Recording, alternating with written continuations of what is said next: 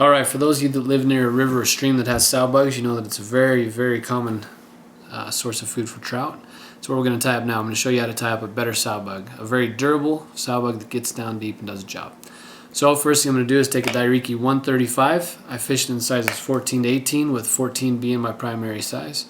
I'll put about 15 wraps of 15 thousandths lead. I'm going to go ahead and take some fluorescent pink UTC thread, attach it as you saw, take it back over top of the lead, securing the lead in, and getting ready to apply the few materials that this fly requires. Okay, next I'm going to take a piece of small gold wire, tie it on the far side of the hook, and taking my wraps back behind the lead. Next we're going to take a piece of black flashaboo, and this we're going to tie right on top of that lead, so it comes right down the center. That's going to be our bloodline. Okay, at that point we're going to take some rainbow sow scud dubbing. Now I'm going to tie it, I'm going to attach it to the thread, not real tight but also not so loose that we can't control it. There's going to be a lot of dubbing applied to this fly. As I apply it, it's going to look like a ball, big messy ball of dubbing, and that's what it is until we finish this fly. So be patient and bear with me on this part. It is a lot of dubbing, so you might have to apply it to your thread more than once. However, it looks like we got it just about right this go around. Okay, and don't crowd the eye. There's no bead on this fly. You want to keep a little bit of room so you can manage your thread.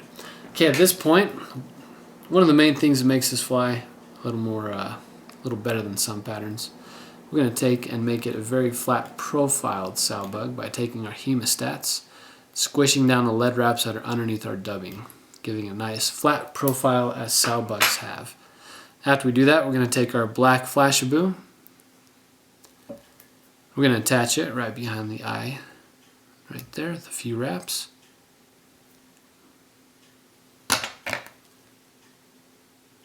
Cut it off.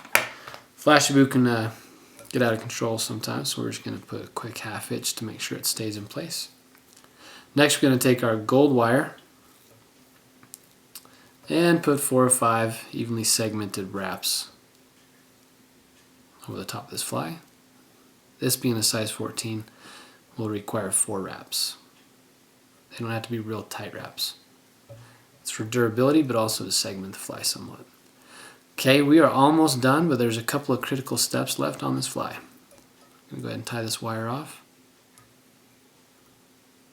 Okay, and that pink thread is going to create a little bit of a hot spot at the front, which is kind of nice. Serves as an attractor as well. Okay, at this point, I'm going to go ahead and make a 3 or 4 turn half hitch. But I'm going to keep my thread attached. I'm going to scoot it out of the way. See the top of the fly? We've got our bloodline. We don't really have any legs of the sow bug yet, so I'm going to take a piece of Velcro and all that big ball of dubbing we applied, I'm going to brush it out on both sides.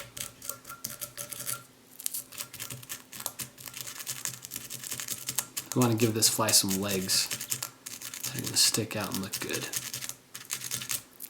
Okay, next we've got this nice dubbing hairball sticking off our hook.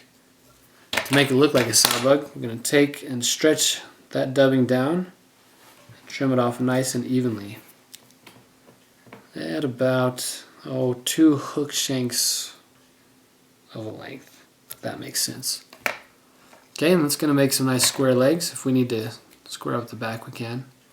Or the bottom, if you've got a lot of renegade fibers, you can give it a little trim as well. Okay, we kept the thread attached in case we grabbed it with our Velcro and made a mess of it, which this time didn't make too much of a mess. So I'll make a couple more wraps, tie it off, and we are done. That is a rainbow sow bug that I have used to catch fish in many different rivers. So good luck.